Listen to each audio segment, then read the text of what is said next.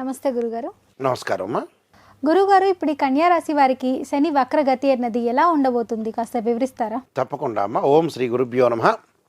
శని వక్రస్థితి అంటే 138 రోజుల పాటు జూన్ 30 నుంచి నవంబర్ 15వ తారీఖు వరకు కూడా 138 రోజుల పాటు శని వక్రస్థితిలోకి వెళ్ళటం వల్ల వివిధ రాసుల వాళ్ళకి వివిధ ఫలితాలు వచ్చే అవకాశం అనేది ఒకటి ఉంటుంది. శని 3, 6, 11 స్థానాల్లో ఉంటే సుఫలితాన్ని ఇస్తాడు. మిగతా స్థానాల్లో ఉంటే మధ్యమ ఫలితాలు అంటే మిశ్రమ ఫలితాలు, ఇంకొక కొన్ని స్థానాల్లో ఉంటే చెడు ఫలితాలు వచ్చే అవకాశం అనేది ఒకటి ఉంటుంది. అయితే పంచగ్రహాలకి మాత్రమే వక్రస్థితి అనేది ఏర్పడుతుంటుంది. అందులో కుజుడు, బుధుడు, గురువు, శుక్రుడు, శని, రాహుకేతులు ఎల్లప్పుడూ కూడా వక్రస్థితిలో ఉంటారు. సూర్యచంద్రులకి వక్రస్థితి అనేది ఉండదు. అంటే ఉదాహరణకి రెండు గ్రహాలు 2 ప్లానెట్స్ అనేవి రొటేట్ అవుతుండగా ఒక ప్లానెట్ యొక్క వెలాసిటీ, దాని యొక్క వేగాన్ని తగ్గితే ఆ గ్రహం అనేది వక్రస్థితికి చేరుతుంది, అంటే రిట్రోగ్రేడ్ అవుతుంది. దాన్నే వక్రగతి అంటారు, తిరోగమనం అంటారు, ఇంగ్లీష్లో రిట్రోగ్రేడ్ అంటారు. అంటే రిట్రోగ్రేడ్ అంటే ఇక్కడ ఏదైతే ఈ అంతరిక్షంలో జరిగే విషయాలకి వక్రస్థితిలోకి వెళ్ళటం వల్ల భూమి మీద ఉండే వాళ్ళకి ఏంటంటే ఆ గ్రహం వెనక్కి వెళుతున్నట్టుగా అర్థంగా భావిస్తాం. కానీ దాని యొక్క వెలాసిటీ మాత్రమే తగ్గుతుంది. మనం భూమి మీద ఉన్నాం కాబట్టి ఆ గ్రావిటేషన్ ఫోర్స్, గురుత్వాకర్షణ శక్తి మన మీద పడుతుంది కాబట్టి దాని యొక్క ప్రభావాన్ని, మన రిజల్ట్స్ని చూసుకోవాలి. అంటే దాని యొక్క వేగం అంటే ఏంటంటే మందగమనము.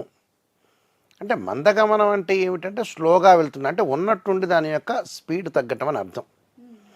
మరి కన్యారాశి వాళ్ళకి ఎలా ఉంటుంది అంటే దీన్ని ఏమంటారంటే రెట్రోగ్రేడ్ ట్రాన్సిట్ సిస్టమ్ అంటారు. డైరెక్ట్ ట్రాన్సిట్ సిస్టమ్ వేరు, రెట్రోగ్రేడ్లో ట్రాన్సిట్ సిస్టమ్ వేరు. మరి కన్యారాశి వాళ్ళకి ఎలా ఏర్పడుతుంది అంటే కన్యారాశి వాళ్ళకి 6వ స్థానంలో శని యొక్క సంచారాన్ని, కుంభరాశిలో ఉన్నాడు. శని వక్రస్థితి ఏర్పడింది కుంభరాశిలోనే. అంటే 5వ స్థానం యొక్క ప్రభావం అనేది ఎక్కువగా ఉంటుంది.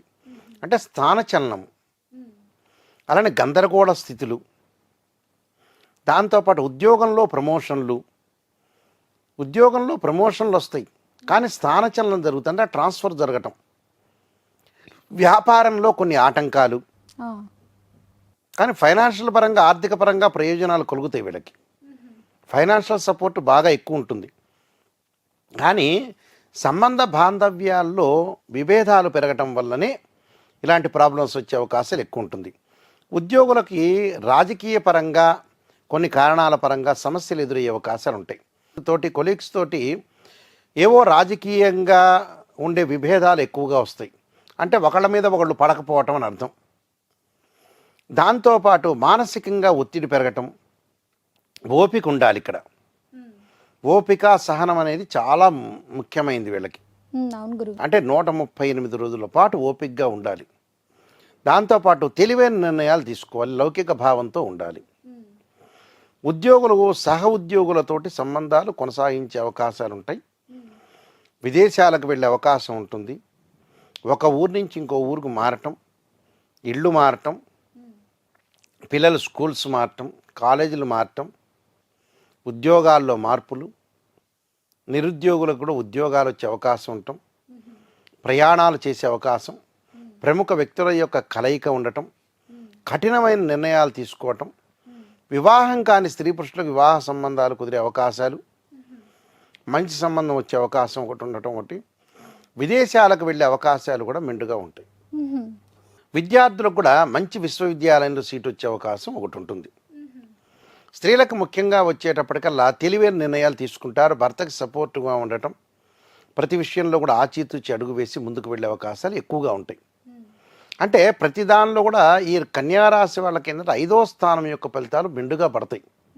అందువల్లే స్థానచలనం ఒకటి. అక్కడ మానసికంగా అశాంతి కూడా వస్తుంది వీళ్ళకి. మానసికంగా అశాంతి అంటే ఏంటంటే ఒక స్థానచలనం జరిగిన తర్వాత అశాంతి కనపడుతుంటుంది. అంటే సైకలాజికల్ ఇష్యూస్, మెంటలీ డిజార్డర్ వచ్చే అవకాశాలు ఎక్కువ ఉంటాయి వీళ్ళకి. కాబట్టి ఏ ఒత్తిడికి లొంగకుండా చాలా జాగ్రత్త వహించి ముందుకు వెళ్ళాలి. అయితే ఏంటంటే ఉద్యోగంలో మార్పులు, తర్వాత వచ్చేటప్పుడు వ్యాపారంలో కూడా ఫ్రాంచైజ్ పెట్టే అవకాశాలు ఎక్కువ ఉంటాయి, బ్రాంచెస్.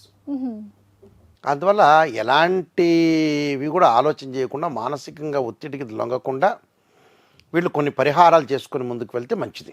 ఎలాంటి పరిహారాలు చేసుకుంటే మంచిది ఈ రాశి వారు గురుగారు? మానసికంగా ఒత్తిడికి క్షీరపుత్రాయుంది అమృతతత్వాయుధీమే తన్నో చంద్ర ప్రచోదయాత్ అనే మంత్రాన్ని, దదీశంక తుషారాభం క్షీరోధారణం సంభవం నమామి శిశనం సోమం శంభురు ముకటభూషణం అనే మంత్రాన్ని, అలానే ఆటంకాలు కలగకుండా గణపతి యొక్క ఆరాధన చేయాలి. వక్రతుండ మహాకాయ కోటి సూర్య శివప్రభ నిర్విఘ్నం కురుమే దేవా సర్వకార్యేషు సర్వదా. గణపతిని గరికతో ప్రార్థన చేయటం వల్ల మన జీవితంలో ఉండే విఘ్నాలు తొలగిపోవాలంటే, విఘ్నం అనేది మనకు ఉండకూడదు అనంటే, మనకి విఘ్నం కలగకూడదు అనంటే విఘ్నేశ్వరుని ప్రార్థన చేసి ముందుకు వెళ్ళాలి. అప్పుడు మన జీవితంలో ఎలాంటి విఘ్నాలు లేకుండా ముందుకు వెళ్ళే అవకాశం ఖచ్చితంగా ఉంటుంది కాబట్టి బుధవారం రోజు కానీ హస్తా నక్షత్రం రోజు కానీ గణపతి యొక్క ఆరాధన చేసి గరికతోటి గకారాష్టార్థంతో పూజ చేయటం వల్ల మంచి జరిగే అవకాశం ఖచ్చితంగా ఉంటుంది. చాలా చక్కగా చెప్పారు గురుగారు, ధన్యవాదాలు. నమస్కారం. ఇప్పుడు ఆపరేషన్ లేకుండానే మోకాళ్లకు ప్లాస్మా ట్రీట్మెంట్, మీ ఆర్థోపెటిక్ సమస్యలన్నిటికీ రోబోటిక్ టెక్నాలజీ ద్వారా తక్కువ ఖర్చుతో శాశ్వత పరిష్కారం, ఫ్రీ కన్సల్టేషన్, ప్రతి ట్రీట్మెంట్ పై 20% డిస్కౌంట్.